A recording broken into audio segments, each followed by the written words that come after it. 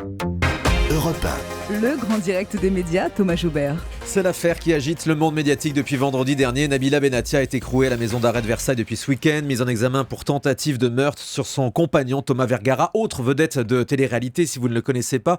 Pour le moment, l'enquête est en cours. Le déroulé des faits reste très flou puisque les versions divergent, on vous le racontait tout à l'heure. En attendant que la justice fasse toute la lumière sur cette histoire, on va tenter de prendre un petit peu de recul ce matin pour savoir déjà quel va être l'impact de cette affaire sur la carrière de Nabila. Est-elle finie ? Et puis on va s'interroger aussi sur la responsabilité de la télé-réalité dans cette histoire. Avec nous dans ce studio, Léna Luto, grand reporter au Figaro, spécialiste des people. Bonjour Léna. Bonjour. Et François Wyss, journaliste à Télé Loisirs. Bonjour, merci d'être là. Bonjour Thomas. Léna Luto, vous avez signé un édito sur le Figaro TV qui m'a interpellé. Vous dites clairement que tous ceux qui ont gagné de l'argent avec Nabila doivent prendre leurs responsabilités. Selon vous, la télé est responsable de ce qui lui arrive ? Oh, pas uniquement la télé.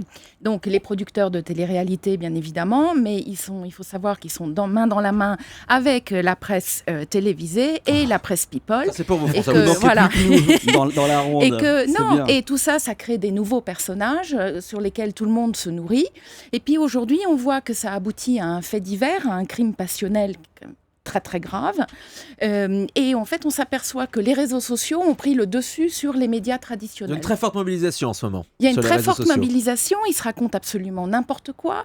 Et en fait, moi, je trouve que s'il y a une montée du populisme, je trouve ça vraiment très grave. Les réseaux sociaux, c'est une espèce d'arène de Rome. Il n'y a aucune éthique, rien n'est vérifié, On dit etc. tout et n'importe quoi. On dit tout et n'importe quoi. Mais François la- Wyss, nous avons créé un monstre. Non, alors faut quand même arrêter. C'est pas la télé qui rend fou, comme disait Bruno Mazur. C'est parce qu'il y a des gens un petit peu névrosés au borderline que la télé s'y intéresse.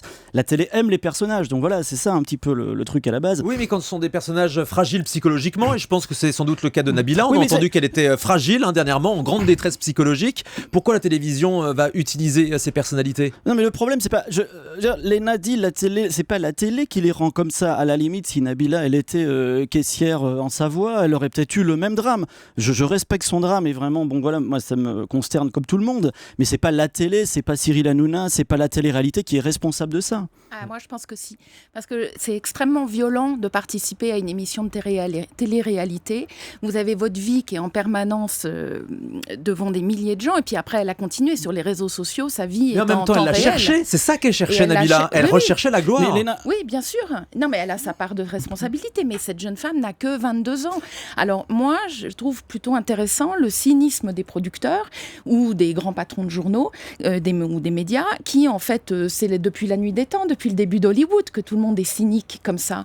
Mais là, ça va quand même un petit peu loin. Et je pense que la télé-réalité, ça augmente la fragilité psychique des gens. Ouais. François Wyss. vous êtes allé plus loin parce que vous dites Cyril Hanouna doit se mettre face à ses responsabilités. Enfin, moi j'ai chroniqué dans Touche pas à mon poste. Je me suis fait chambrer, humilier comme la plupart des chroniqueurs de cette émission. Quand je suis rentré chez moi, ça s'est pas fini en bain de sang avec ma femme. Oui, enfin, vous n'êtes pas autant sous le feu On des est projecteurs que d'accord, on est Nabila, d'accord. François. Pardonnez-moi, mais. Je vous l'accorde modestement. Mais le problème, c'est que, si vous voulez, à la base, si vous regardez quand elle vient dans L'amour est aveugle en 2009 ou 10, elle est déjà un petit peu quand même, elle a un profil, c'est pas ma sœur ou ma cousine, quoi. Elle est un petit peu particulière. Loana, c'est pareil. Elle a peut-être des pulsions suicidaires avant de faire Love Story. C'est pas la télé qui les rend comme ça. C'est un miroir grossissant. Mais la télé n'a pas une responsabilité justement en utilisant quelque part ces personnalités fragiles. Mais c'est pas. Mais le problème, la télé, si vous voulez me faire dire que la télé a un petit Non, peu mais de est-ce qu'il ne faudrait pas cynisme- des précautions ?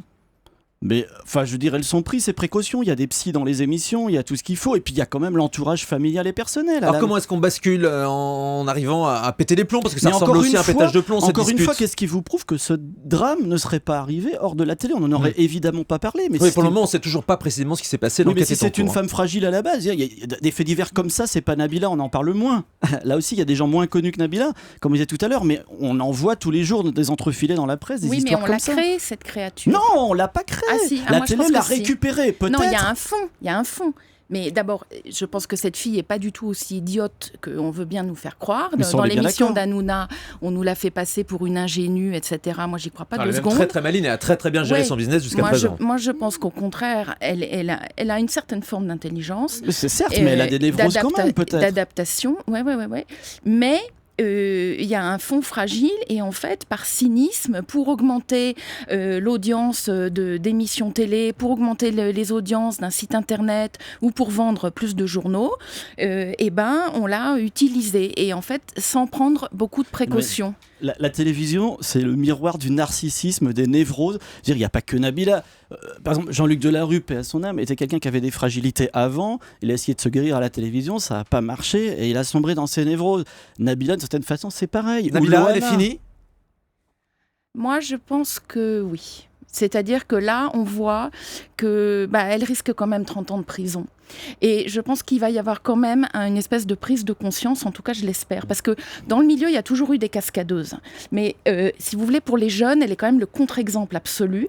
Moi je trouve que l'avenir pour une jeune fille c'est pas d'aller faire la pépette à la télévision, il y a une forme de proxénétisme et c'est un très mauvais message républicain. Proxénétisme carrément, les mots sont durs. Oui, François Wyss, vous pensez qu'elle peut revenir, Nabila ? Alors le problème c'est que la télé aime les personnages excessifs mais n'aime pas, il y a certains dérapages, des mots qu'on n'aime pas, prison, garde à vue, donc la télé c'est comme fédérateur et familial. À mon avis, dans la voie qu'elle avait commencé à tracer, c'est-à-dire chroniqueuse, ce sera difficile. En revanche, je pense qu'elle peut faire un livre ou quelque chose. Ce que vous disiez, Léna, dans votre édito, c'est-à-dire que le public pardonne très souvent les écarts d'alcool, etc. Le fisc, les choses comme ça, voilà. ça peut passer. En revanche, dès que ça touche à la violence. Et même si elle est innocentée, il en restera quelque chose, à mon avis. Allez, restez avec nous sur Europe 1. On se retrouve avec Willy Rovelli dans un instant.